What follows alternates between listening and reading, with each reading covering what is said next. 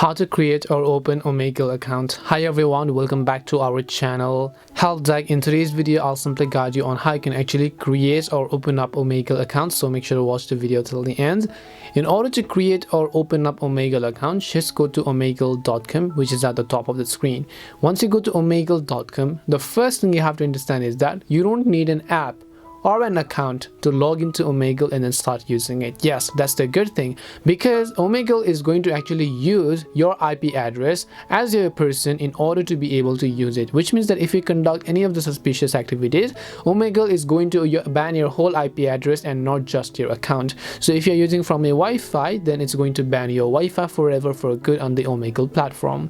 And to just start chatting, you don't need to log in or anything. You can just go to omegle.com and then just select start chatting with text or start chatting with video, and then once you select either of these options, you'll be able to successfully log in and then start chatting on Omegle. So hope this video answered your question, because as I said, there is no account creating tool or anything else on Omegle. You just start just like that. Hope this video helped you. If it did help you, then make sure to leave a like and subscribe to our channel. If you have got any more questions, then feel free to leave them down.